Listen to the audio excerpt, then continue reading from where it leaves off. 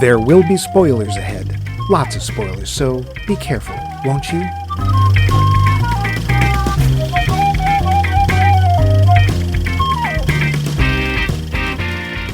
Come on, Max, just hear me out. I found this old map and a pair of socks in the basement under a box marked kitchen utensils. I swear it's the real thing.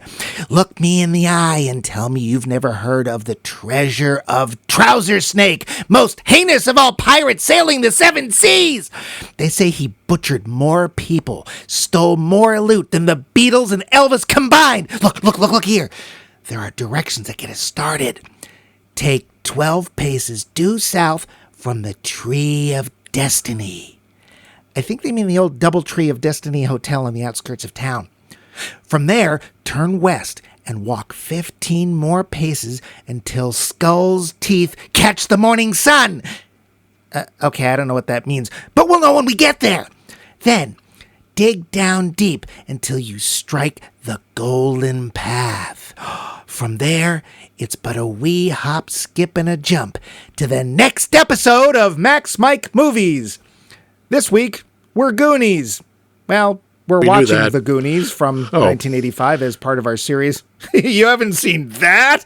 Part 2. Because this, one of the biggest, most cultural phenomenist movies ever to have been touched by Steven Spielberg, has never, ever been seen by that guy over there, the mouth to my Mikey, Max Treasure Chest Levine. Give us a pirate's curse, Max. Avast, you wag of scallies. Oh. Scallions. Shiver me timbers. Put on a sweater so your timbers will stop shivering. Such a pirate. And I can only be the one what gets this boat moving. Mike, Captain Shipwreck Loose.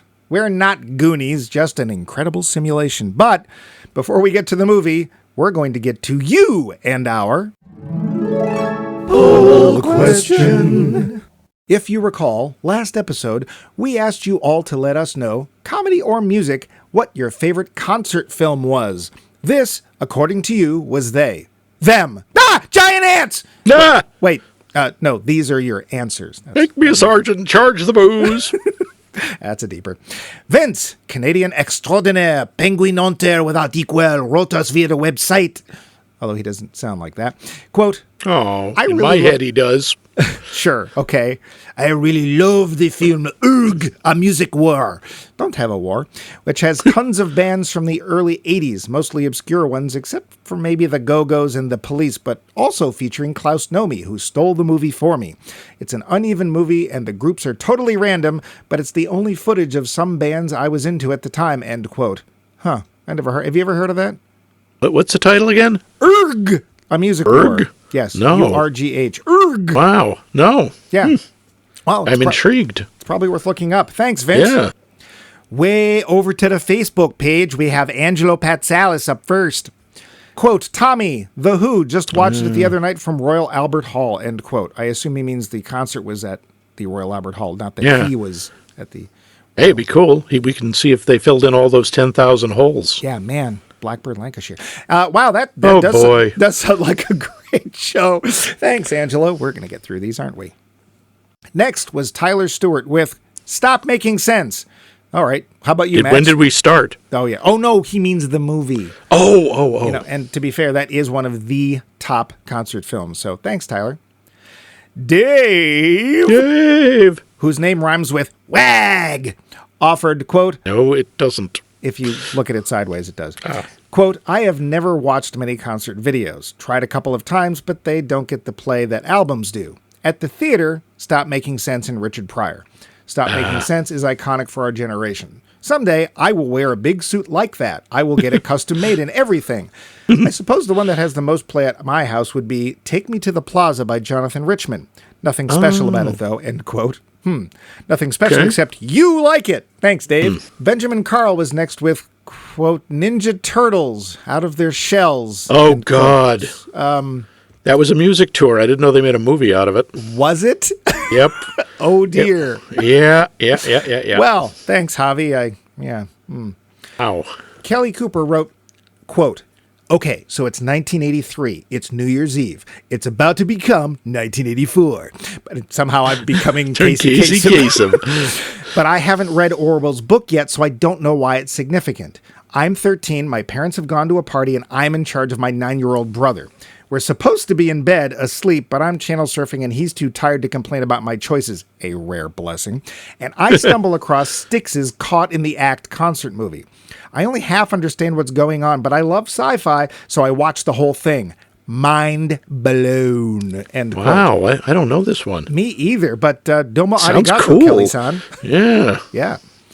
Steve Kellner of the Massachusetts Kellners posted, quote, definitely stop making sense. I don't like most concert movies because the sound quality isn't great and the film quality isn't great, so it just makes you wish you had really been there. But Jonathan Demme directed Stop Making Sense, and he actually combined several shows for best effect, end quote. As we said, this one is a standout. Yeah. Thanks, Steve. Not to be left out, Dan Schaefer countered with, quote, I've not seen a ton of concert movies, but Stop Making Sense is definitely top of my list, end quote. Well, it seems talking heads are in the lead. Thanks, Dan. Top contributor Adam Mark offered a different point of view. Kind of. Quote, I really enjoyed Nick and Nora's Infinite Playlist 2008. That's not a concert. Well, a story about an assortment of New Jersey-based high schoolers heading into Manhattan to find an elusive band who perform in unannounced appearances in Lower Manhattan. It really imbibes the freshness and possibility of youth, as well as the chaotic messiness of new teenage relationships. There are some wonderful scenes capturing the absurd moments of a night out on the town, such as drunk friend who is locked in a car, almost too drunk to unlock herself and get out, the protagonist couple having sex in a recording studio, with our only visual being of the recording equipment sensors as the lights beep and boop. We meet roadies, bartenders, musicians seeking their big break. It really captures the experience of going to a concert with friends. It's funny and wonderful, and I feel captures the excitement of live music, end quote. That's an interesting take. Yeah, well, and we expect no less from Adam because he tends to have interesting takes on all of our poll questions. So, true. Thanks, Adam. Val Coons, have we mentioned Q Footsteps? Because if not... Not nearly enough. Q Footsteps. There, now we have. Oh, right. For all your footsteps needs. Yes, and you have many of them, don't you? Val said, quote, Peter Gabriel's Live in a Secret World. He takes you on such a magical journey, and the musicians are incredible. I've watched it many, many times, and I'm moved every time, end quote. I haven't seen it, have you? Nope. I do love me some Peter Gabriel, so thanks, Val. Harry McCracken gives us, quote, went to see Monterey Pop in a theater a few years ago, and it was an amazing experience. Also, The Tammy Show, which was short... Oh, God. Yeah. Teenage music something. Okay. He says it was shot with technology that was new at the time and has some great performances. A must for Leslie Gore alone, end quote. Well, cool beans. Thanks, Harry. Yeah, I remember seeing the preview for that, the trailer for that in like a collection of trailers. I never saw the movie, but... the names in it, if you're a 50s music aficionado, are kind of stunning. Oh, yeah, I'd never heard of it either. That's one of the reasons I love asking these questions. Nick Hoffman gives us these choices. Quote, since you mentioned comedy, DAR Constitution Hall, Eddie Murphy's delirious concert movie. I laughed so hard I nearly passed out. Also, Richard Pryor live on the Sunset Strip. I'd include some Carlin, but all of his stuff was on HBO, end quote. Well, true enough, there are tons of comedy specials, but we wanted film. So thank you, Nick. Yeah. How about you, Max? What is your favorite concert movie, since you think you're so smart? Well, I have to say for comedy, I go with the Richard Pryor live in concert, his first one.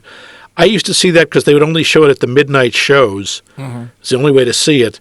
And I must have seen it like 6 weeks in a row, and it is the only comedy movie I've ever seen in my life, concert or any other, where I would walk out with my face hurting because I had been laughing so hard. The first time, I didn't know what was happening. It's like, why do my cheeks ache? It's like, oh, I've been laughing that hard.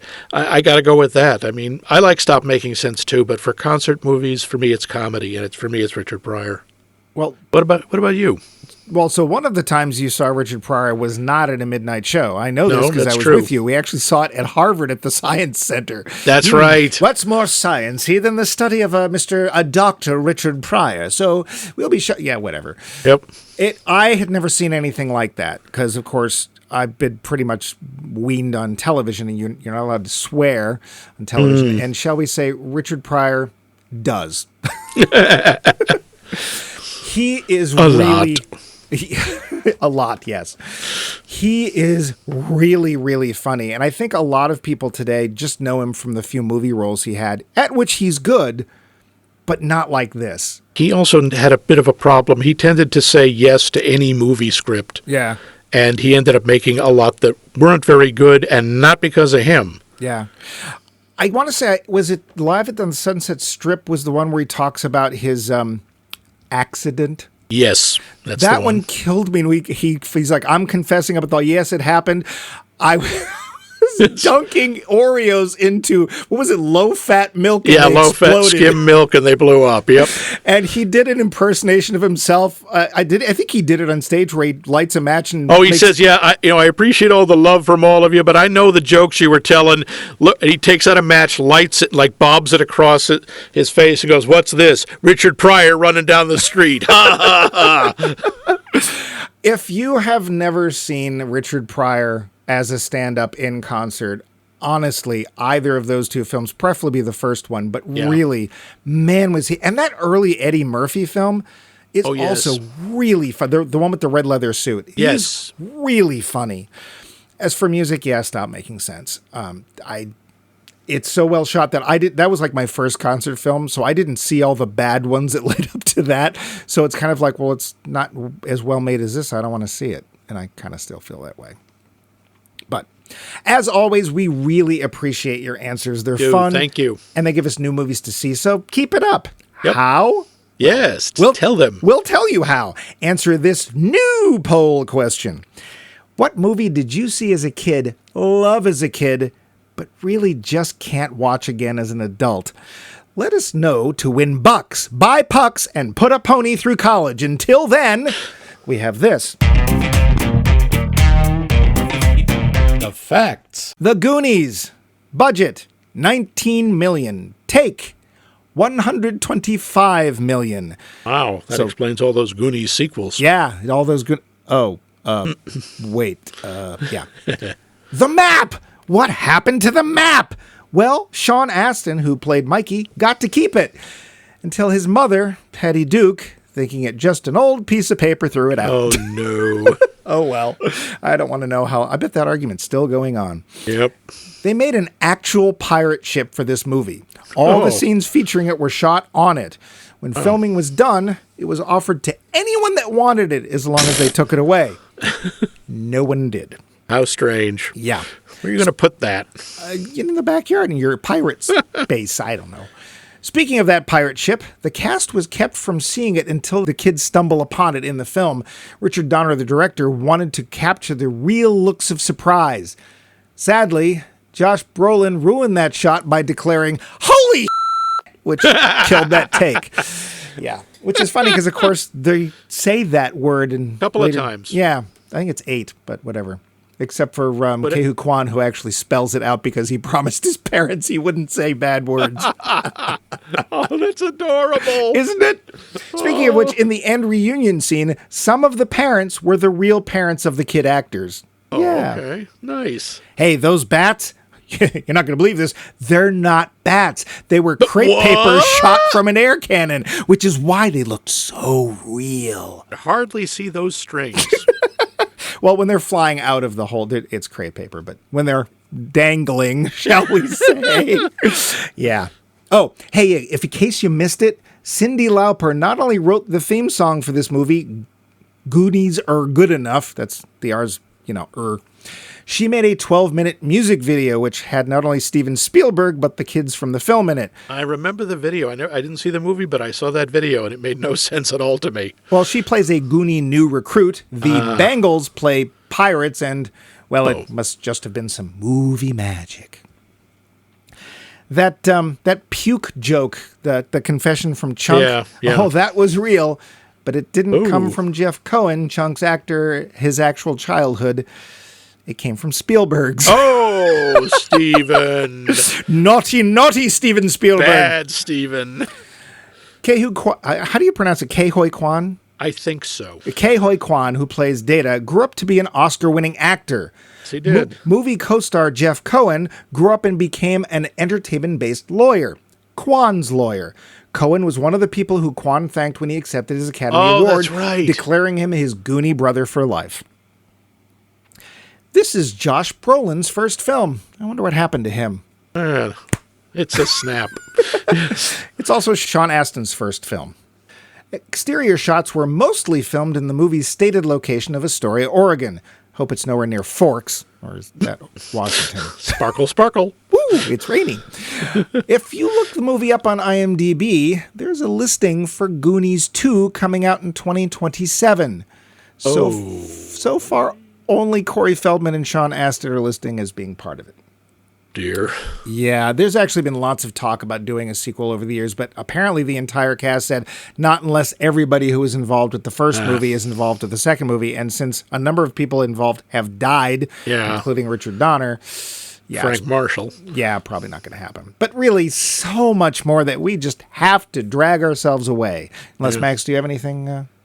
Nope, I was just mainly, it's amazing to me, the people behind the cameras. I mean, Richard friggin' Donner, Superman director, is the director for this. Yeah. Chris Harry Potter Columbus wrote the screenplay. The story was from Spielberg, and they got Frank Marshall and Kathleen Kennedy as producers.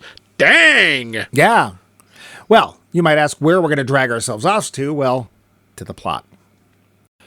We're in Astoria, Oregon, a harbor town where kids grow up to be Goonies.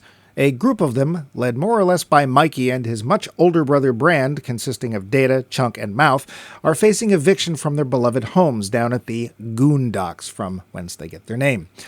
A local country club's evil land baron is foreclosing on all the houses the next day. If only there were some way to thwart their dastardly plans. While rooting about in the attic, Mikey and his pals come across some of Dad's old historical stuff, including a map supposedly showing the treasure of famous local pirate One-Eyed Willie. Yeah, how that got past censors, we'll never know. Mikey, the adventurer of the group, sets them off on a wild chase after the gold in hopes of saving their homes. On the way, they run into a bunch of murdering counterfeiters who are hiding out in a dilapidated old restaurant that just happens to be where the treasure map leads. Barely escaping their murderous rampage, the Goonies, well, most of them, escape into a trap door beneath the fireplace in the basement and find that they are indeed on the trail to One-Eyed Willie's treasure. With the cutthroats close behind, can the Goonies find the treasure before being horribly killed by the desperate criminals? I mean, come on, Spielberg's name is on the title screen. Yeah. The film. Max, you have never seen the Goonies before this. Not once. Well, now once, but no. Before this show, I have never seen the Goonies. Why? Now, I give you one. I know why you didn't see it in the theater. It's the same reason I didn't see it in the theater.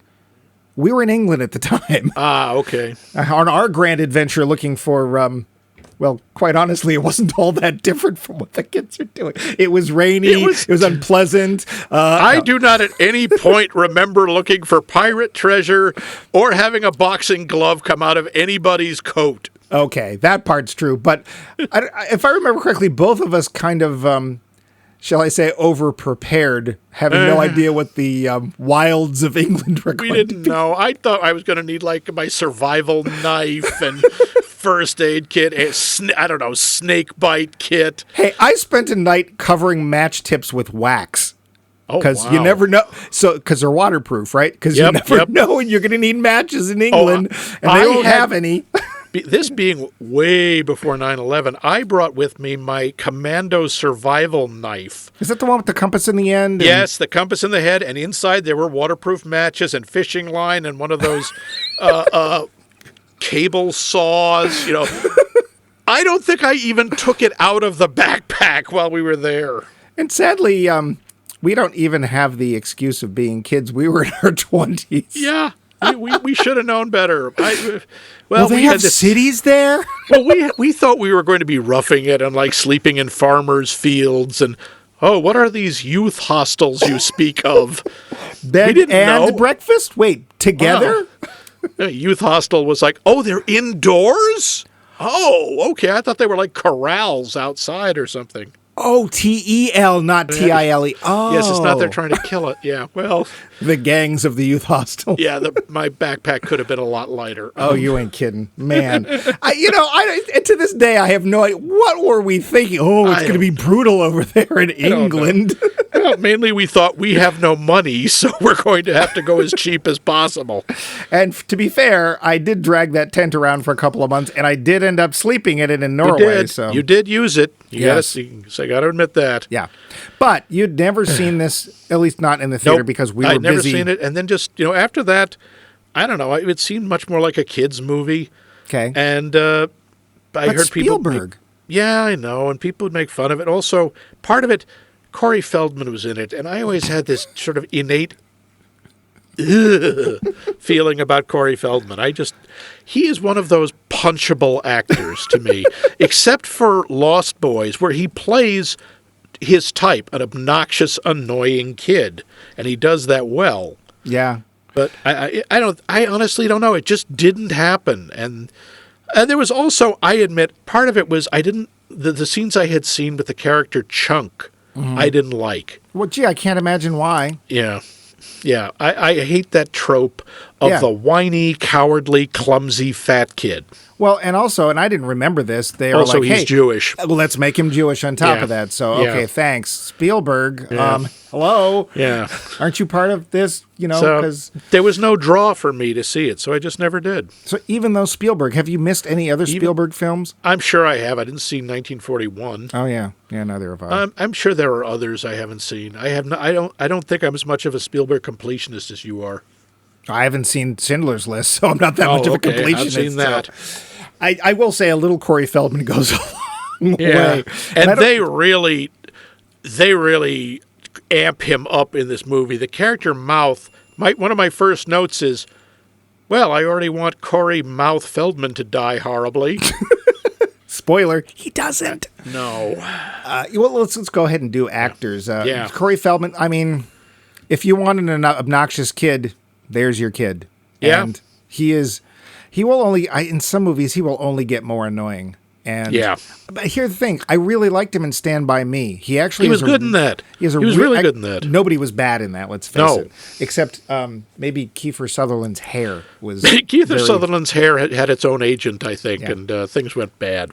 But Sean Astin, let's start off with this. So he comes from a little bit of Hollywood royalty. His mother was Patty Duke. Well, his mother was Patty Duke. His adopted father was John Astin. He comes from TV royalty, certainly. Yeah.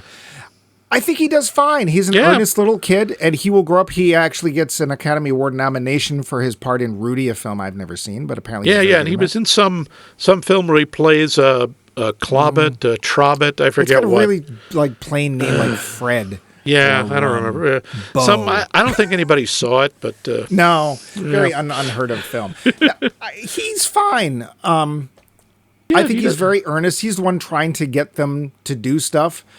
And I don't know if initially it's because they feel bad because he's asthmatic or what. Later he gives a speech, a rousing speech. Dear. Yeah, it's supposed to be his St. Crispin's Day speech, in effect. I'm going to say it's more like St. Swithin's Day. Yeah. It really doesn't make any sense. It doesn't. But I don't blame him for that. No, that's the writing. Yeah, I think he does fine. Josh Brolin, who is, shall we say, utterly unrecognizable in this film. He's like, 5. what, 17 or something? Yeah, Thanos, you would never know. You just would not know it.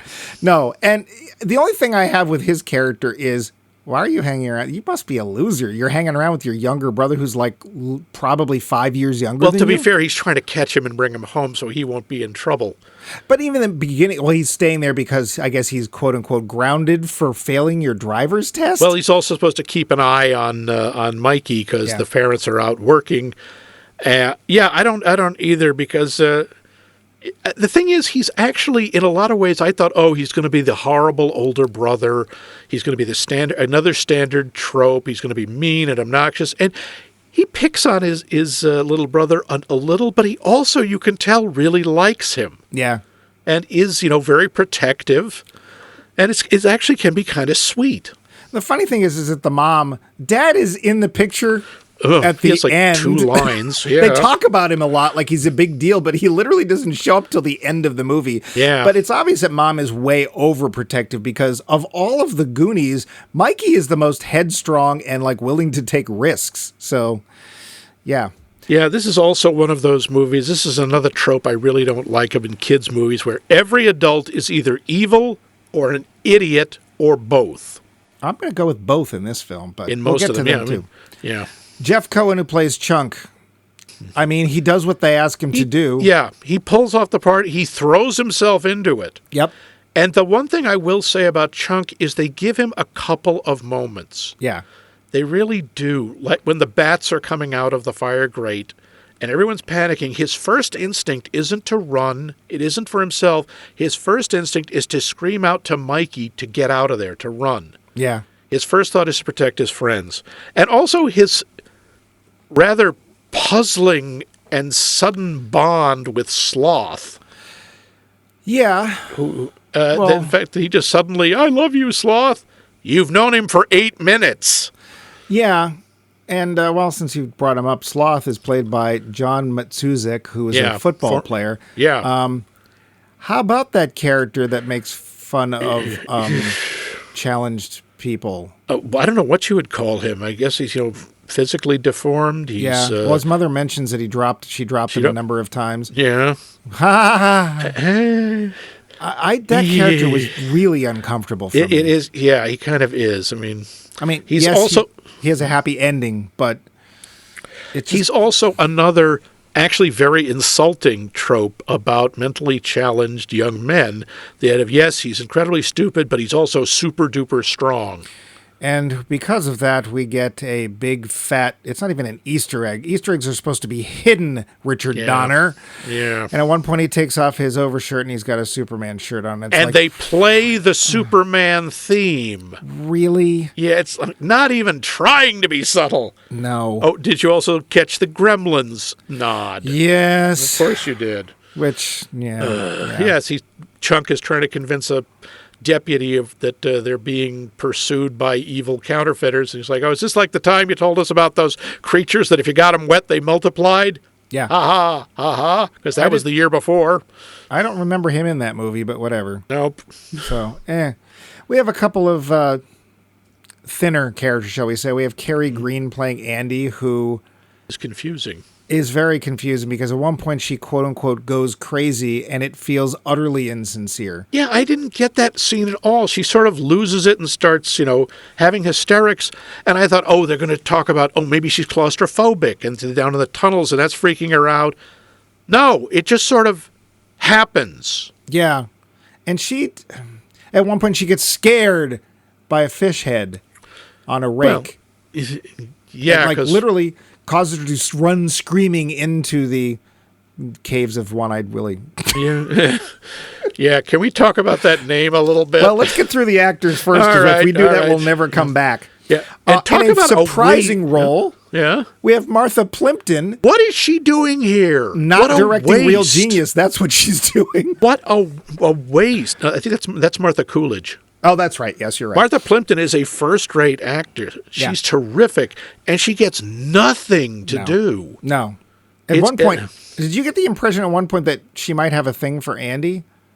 I wasn't sure. I thought it might be. Also, what is her relation to Mouth? Are they brother and sister? No, because it's obvious that Mouth is interested in her. I think she's just Andy's friend in the car. I couldn't tell. I honestly couldn't because they kept yelling all the time. Yeah, total. And also, she does have a Velma moment or two. My glasses! You broke my glasses!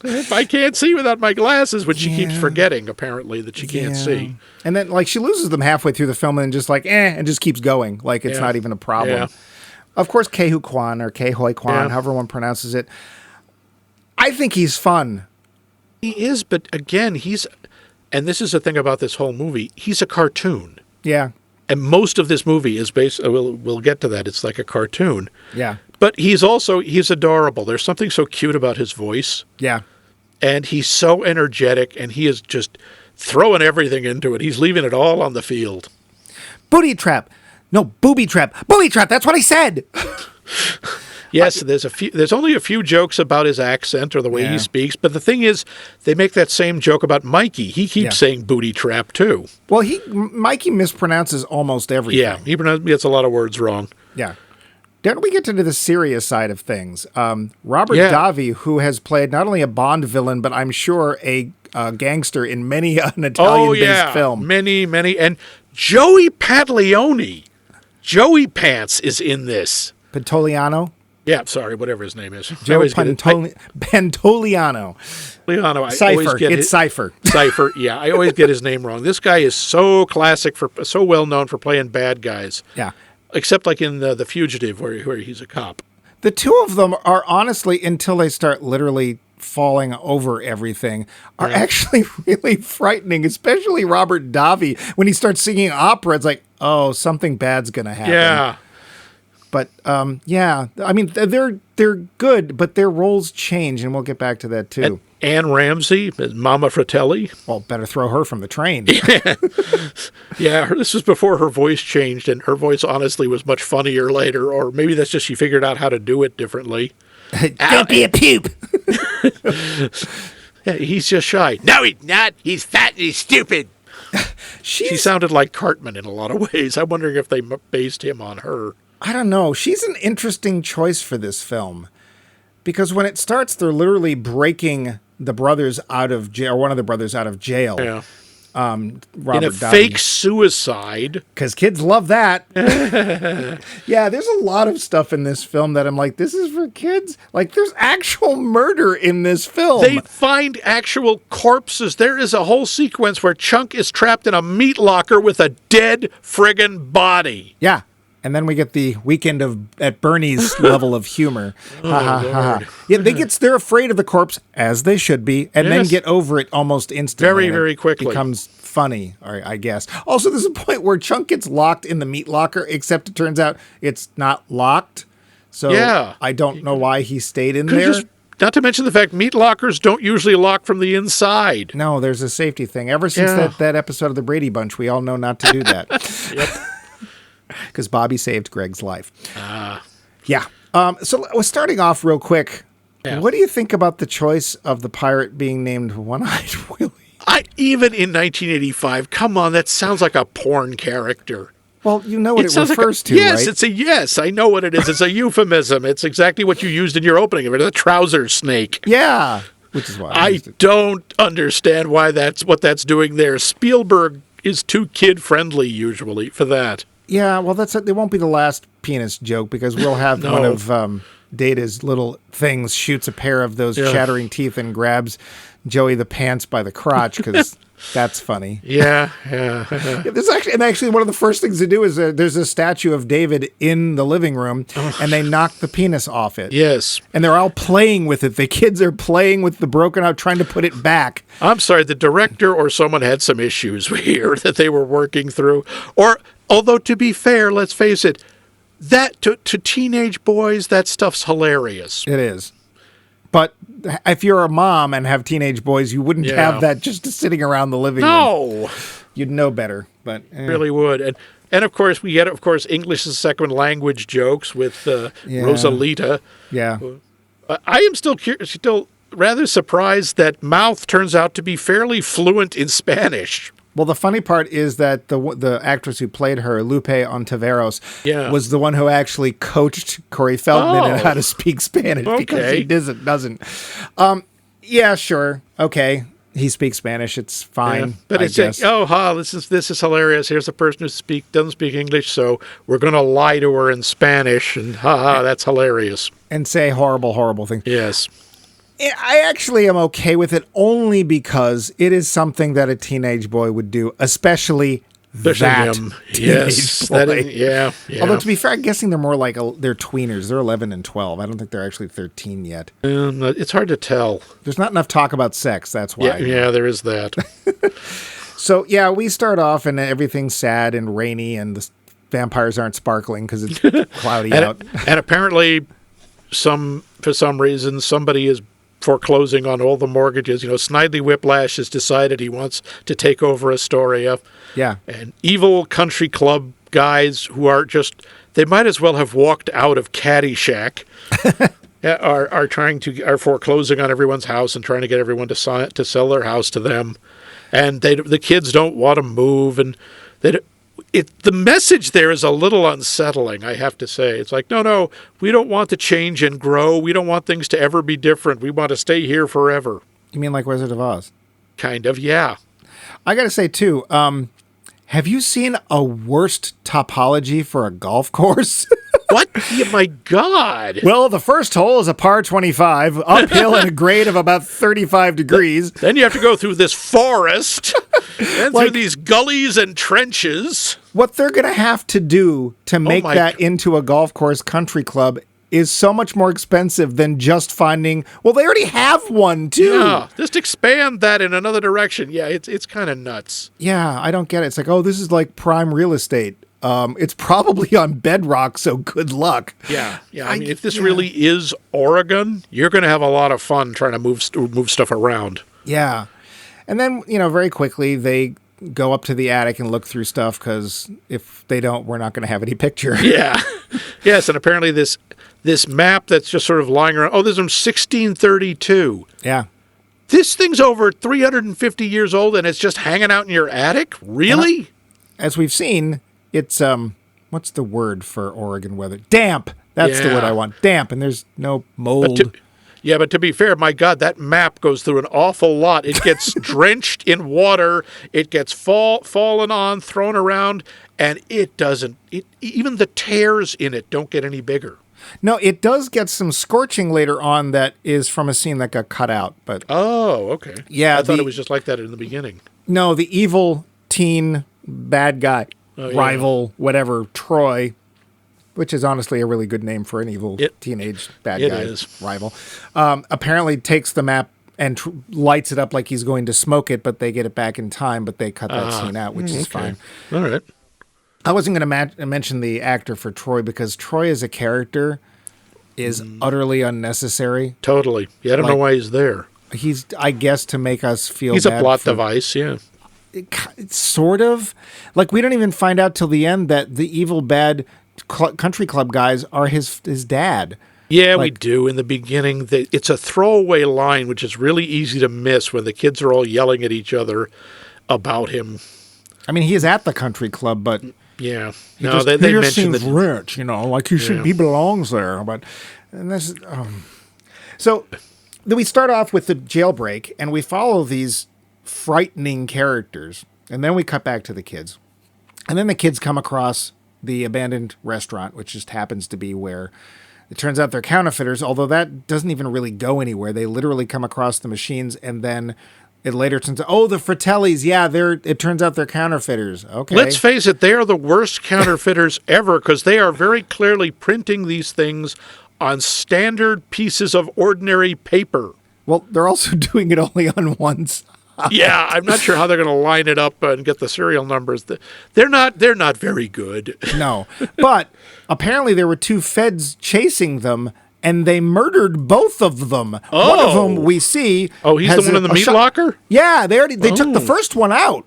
Oh. They were talking about that, because I was like, who's in the bag? That's right. Yeah, so there's two dead federal agents in this film. Yeah, and so suddenly the stakes go way up. Right, until the kids show up. And then there's this weird scene in the restaurant where they're caught, and everyone's pretending the restaurant's open. Yeah. And everyone's going along with it, and they just ask for water. And then the kids are like, well, we have to get out of here because reasons and stuff. And then the kids seemingly disappear, and so the counterfeiters go back to their important task of getting rid of the other body. Yeah. And then things enter like slapstick haven. That is really when it turns into a cartoon. I mean, the characters initially are kind of cartoony, but they even have cartoon sound effects at times. Yeah. How did you feel about those, Max? I thought they were jarring. Yeah. It didn't fit. The tonal shifts in this movie are kind of off. It's like, oh yeah, here we go. We want to just, Hardy Boys our way through this, and we're going to save our town or our house. It's like an Andy Hardy movie, and suddenly oh, here are murderous gangsters living on top of this alleged treasure we're looking for. Yeah. Okay. I mean, if you just off the top of your head, if you wanted to have those characters in the film, like those actors, what kind of characters would you actually have them play to fit the tone of the film as best you could? Either they would have to be rival treasure hunters trying to find the pirate treasure first, or incompetent thieves trying to we're going to tunnel our way through this bakery and then get down into the jewelry store. So like the Apple Dumpling Gang or something. A bunch of, or like the Wet Bandits out of Home Alone. Yeah, that's actually a really good pull. I appreciate that. I did not understand the levels of violence and then Bugs Bunny stuff, because that's kind of what happens. They're not carrying, cream pies. They're carrying real guns. Yeah. And they're shooting at the children. At one point, yes, after having shot literally the federal agent between the eyes, because we see it. Yeah, but they can't hit crap when they're underground, apparently. Yeah, well, that's okay, because once they get into the tunnel, as you would well have guessed, this old pirate tunnel is exceedingly well lit. Yes, and of course, this is another trope that always bugs me. The 300-year-old booby traps that are based on decaying rope and wood all still work perfectly. Yeah, especially the bone pipe organ. Which I will admit visually is very cool, but it makes no sense. No. That's First of all, did they have pipe organs in the 17th century? Probably. But you know what you had to do to make them play? You had to work the bellows and get them all full of air. Yeah. No one's doing that. No. I thought it was sort of a slight spoiler. It's sort of a dumber kids Indiana Jones. Yeah. There's a lot of that in there. It's like Indiana Jones, but without any semblance of logic or internal consistency. And I should have said this at the beginning of the episode. Let's face it. You and I, whenever we saw this, I don't remember when I first saw this. You saw it yesterday. Yeah. Are not the key target audience for this film. No, this is very much a kid's movie. This is for younger kids. Yeah. And like when my partner came home and he was like, oh, what's this week's movie? Oh, it's The Goonies. How old was he when it came out? 8. So, see, 8 to 11, I think, would really like this movie. It's very much a movie for that age group. But here's something I will counter that with. Well, we should get to that at the end of the film. So there's other things to talk about. We get that passionate speech, which doesn't make any sense. So there's one point in the film where they introduce, it's not even a MacGuffin, because it literally goes nowhere. But I don't know if your ears perked up and you're like, oh, I bet this is the answer. They find this book that's in the hand of this crushed treasure seeker named Copperpot. Cobblepot's the penguin. Oh, sorry, that Vince. would have been fun. Wag, wag, wag. So they find this book and he open it and he pulls out what I guess was being used as the bookmark and he goes, oh, Lou Gehrig. And then my first thought was, oh my God, Lou Gehrig's baseball card? Do you have any idea what that's worth? $275,000. I looked it up. Oh, good for you. Exactly. My God, I was thinking, that's going to be the treasure. They're not going to find any pirate stuff. They're just going to go, we found this junky old baseball card. And they're going to go, what? And did you spend the rest of the movie going, how are they going to get it through all that water? My God, they're soaked. The card, how is it going to... And I kept thinking about the stupid card. I did too. I thought that was going to be it. We never see it again. Not a mention. Nope. The kid's walking around. This is 1985. He's walking around with probably the value of 6 of their houses in his pocket. Yep. That I thought was, I totally thought that was going to be the thing. The treasure is going to be, it's the treasure of friendship. The friends we made along the way, yes. But no. It's real treasure. There's gold and jewels. That's what's up. Well, and they eventually get down. So they find the water slide because... I can only guess that water parks had just been invented and Spielberg was like, we should have one of those. Yeah. Because that makes sense. Whatever. Sure, why not? Because it's a very moist film. It's very damp. That must have been actually a horrible shoot because those kids must have been wet most of the time. Yeah. We get those little cartoony things like you mentioned. Like at one point, Data has oil ejecting sneakers, and sure enough, we get another dick joke when Joey the Pants falls on his nuts and his voice goes high, and it's really funny. And we all laughed. Hey, if you're 11, that would be hilarious. Probably. All right. I'll grant that one. Yeah. But they slide their way through very well-lit tunnels. I'm sorry, but they are. Down into the Grand Lagoon, where Josh Brolin blows the cue. Which I think they should have kept it. I mean, seriously. Chunk says holy a couple of times, at least once. Yeah. So, and I love the fact that Ke Huy Quan spelled it out. Holy S-H-I-T, because his parents wouldn't. I think that's awesome. Cute.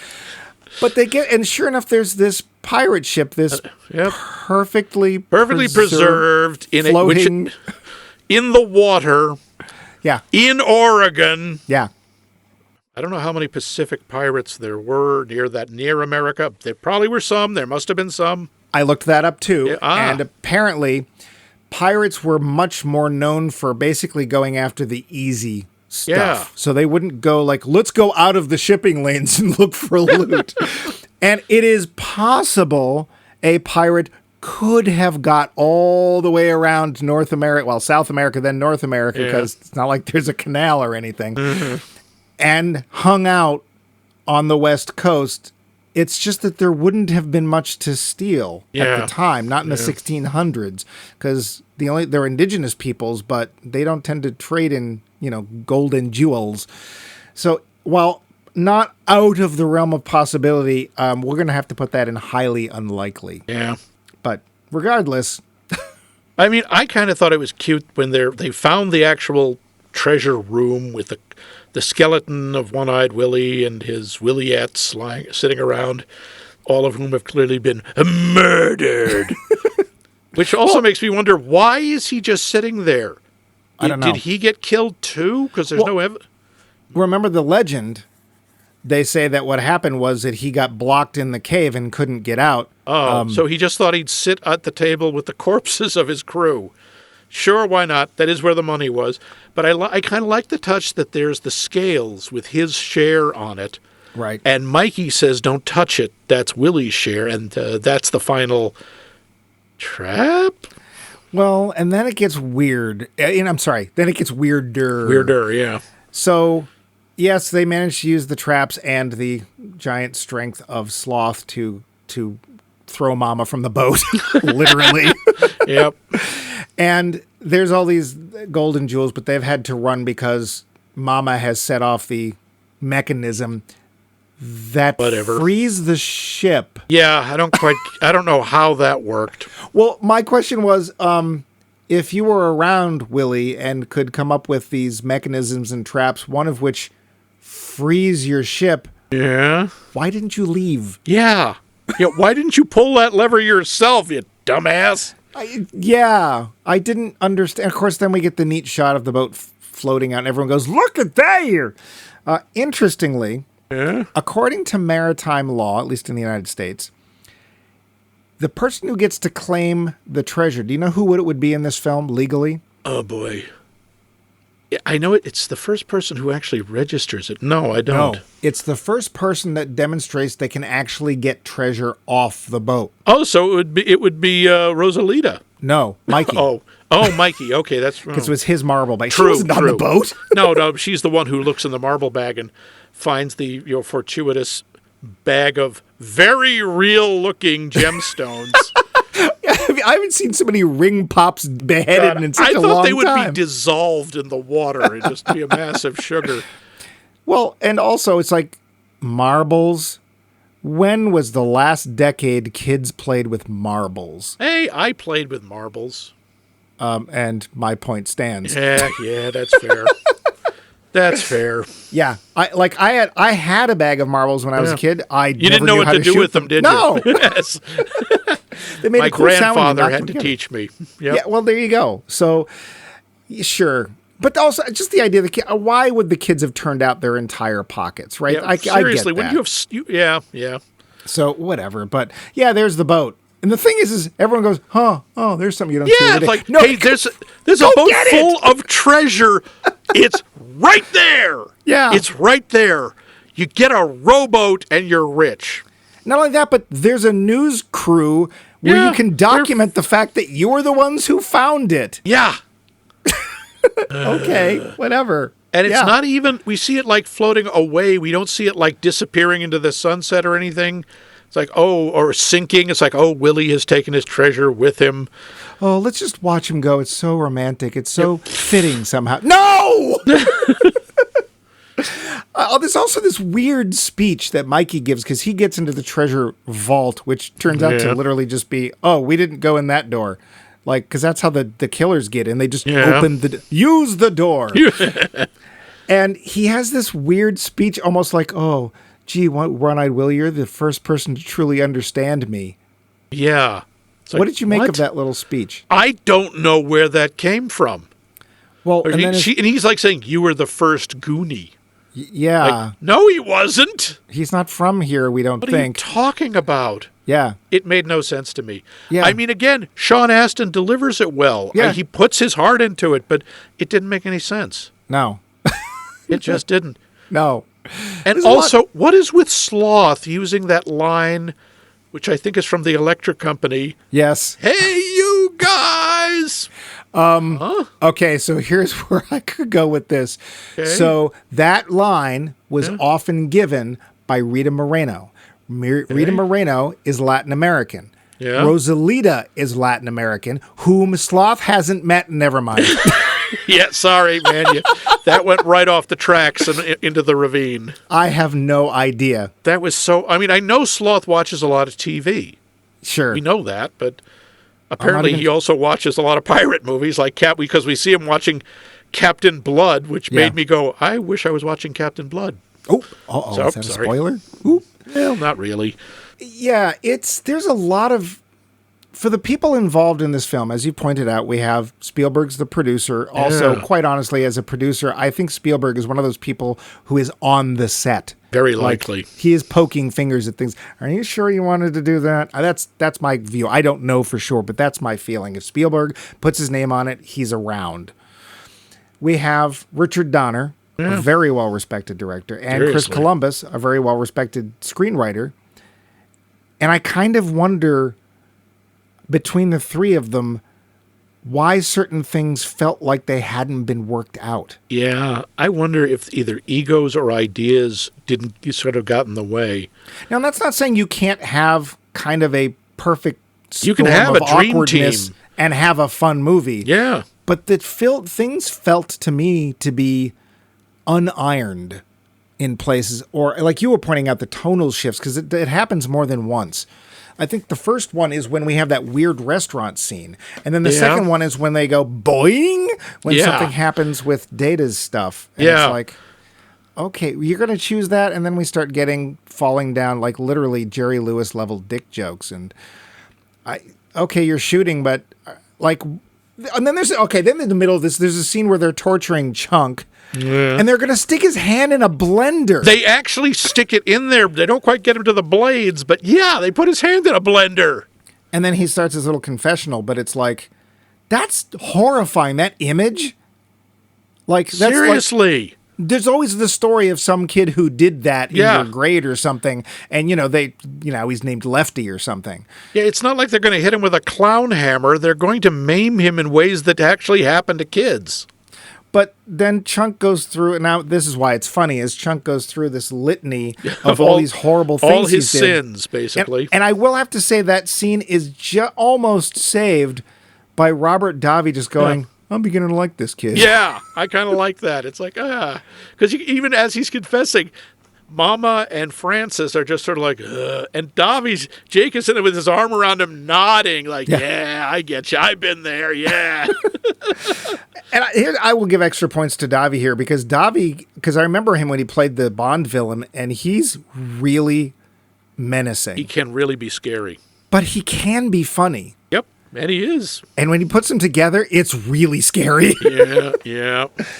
So, there's a lot of weird things. What did you think about the scenery? How did it feel sincere to you, this Astoria, Oregon, and the kids growing up where they did? Yeah, the exterior shots, those parts of Oregon, except for the country club, which could have been out of any, oh no, the rich snobs are causing problems movie.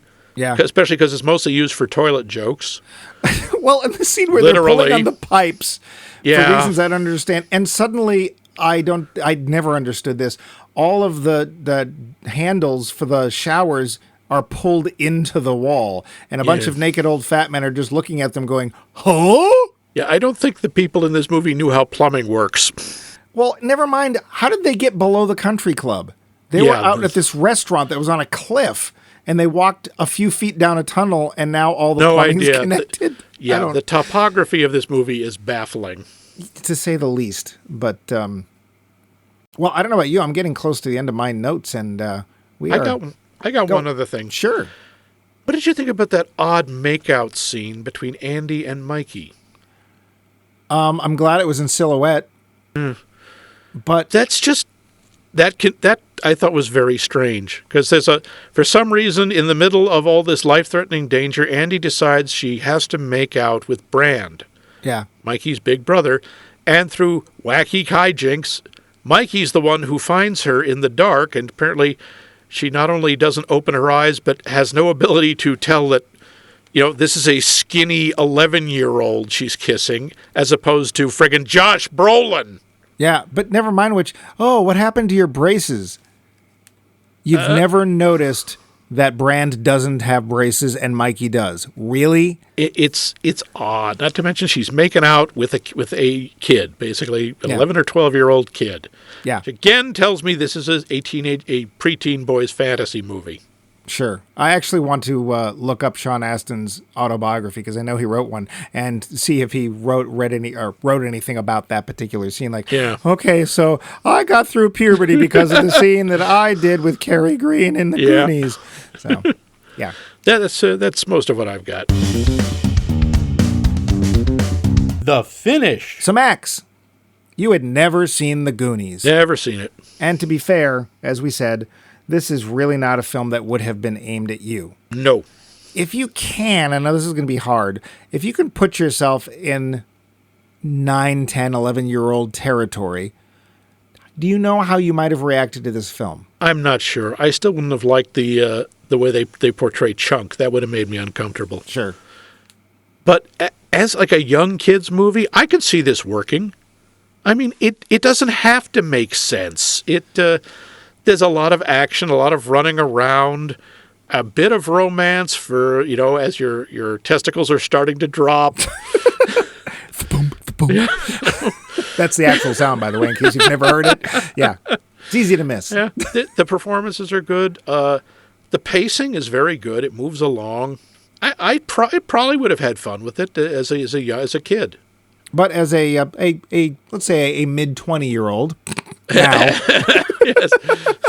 Well, let's face it, I'm turning the big 3-0 soon. Oh, well, aren't we all someday? No, what did you think of it, Max? Honestly, it just set my teeth on edge. Yeah? The kids were... Now, first of all, I would like to say the kids are believable. Mm-hmm. I believe these aren't really annoying young kids, because kids that age, they absolutely can be monsters. I know, I was one. It's not hard to believe. It's just the way they talk, how they're all always talking at once. They're all yelling at each other. One of my thoughts is, why are these kids friends with each other? They're always telling each other, shut up, don't do that, you're stupid. I know, again, that's what little boys did and do. It's the way we show affection. Yes, stupid. That's true. How many episodes have you threatened to hit me? Come on. You still do times. That. Yeah, that's true. Unfortunately, it's the roots of toxic masculinity. Yep. Yeah. No, that's true. Again, very believable. The tonal shifts I had real trouble with as an adult. It's hard. It's jarring. It's unsettling.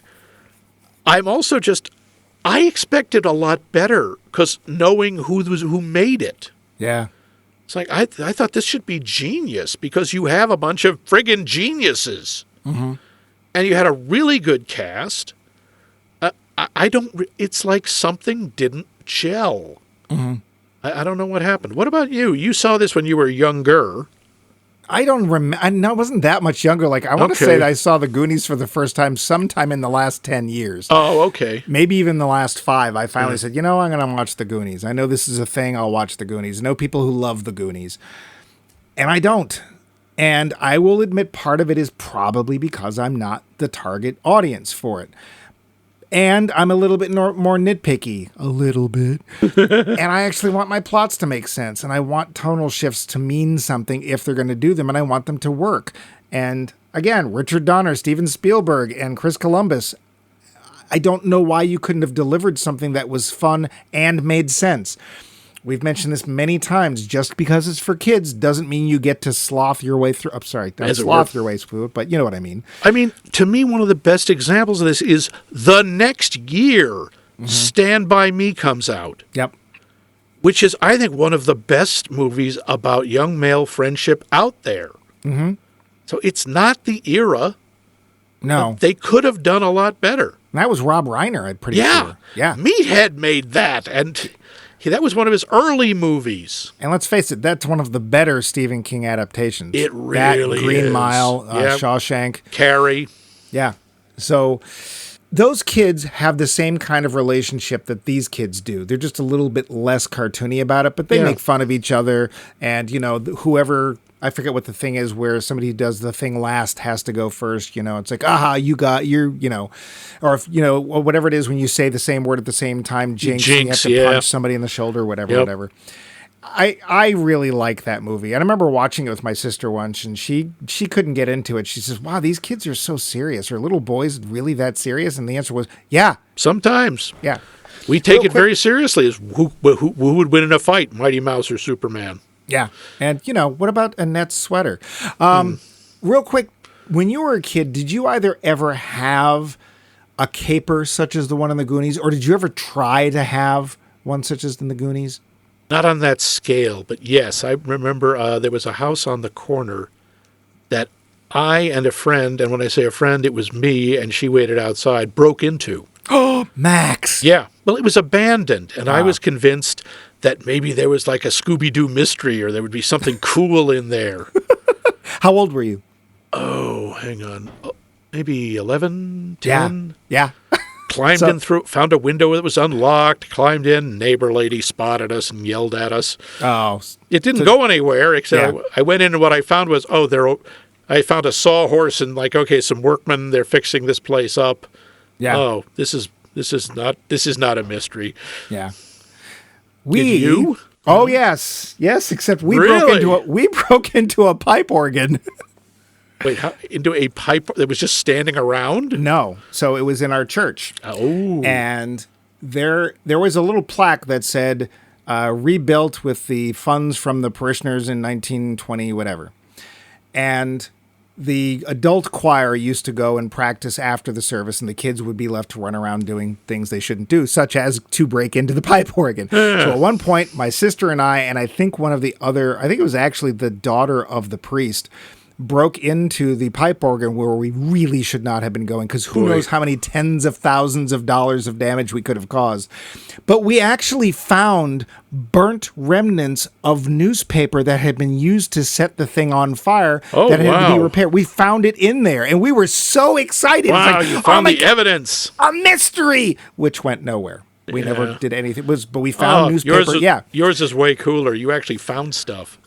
Oh, but in that respect, I can see the draw for this film. I think one of the main reasons that we don't care for it is that we're not that age. Yeah. And if you were at that time, you probably still have soft feelings for it. So I'm going to give this one a pass.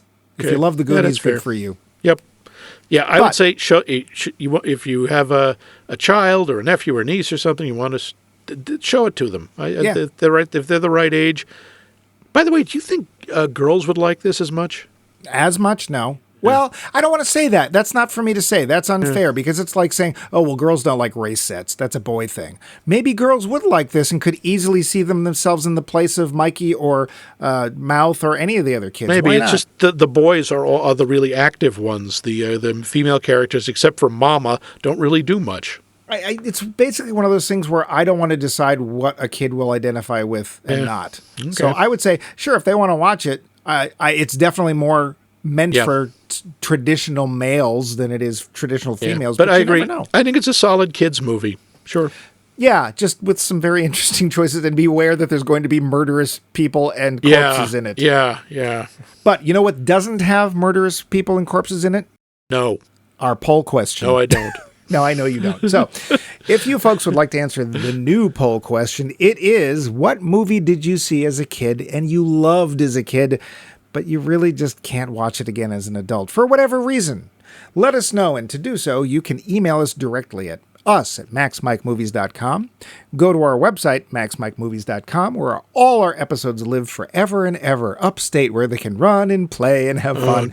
And Don't tell him. And you can leave comments such as, you agree with us, you don't agree with us, answer the poll question, give us ideas for movies to watch, give us ideas for series to do. We love to hear that stuff. Yeah. If you listen to podcasts, which if you can hear me right now, you already are, we are on basically every podcast app that exists and a few that haven't been made yet. And lastly, if you go to Facebook, we are on Facebook as Max Mike Movies. Indeed. But we're only a little over halfway through this series of, I can't believe you haven't seen that, part 2. Max. Yeah. What movie haven't I seen that you cannot believe I haven't seen? I don't know, man. I think this is all just too intense. You know what we need? We need some chill. Really? We need to just chill. Yeah? We need a big chill. Big And chill? that is, in fact, the movie we're going to watch. That Mike has never seen, a movie that people consider an anthem for our generation, The Big Chill. Huh. I literally know nothing about it. Is it a gangster movie? Sure it is. I actually thought it was. No, it's really not. Oh, okay. Yes, no, you'll see. It stars, we've got Glenn Close, we've got Jeff Goldblum, and we have my nemesis, Kevin Kline, who is doomed. I'm feeling chilly already.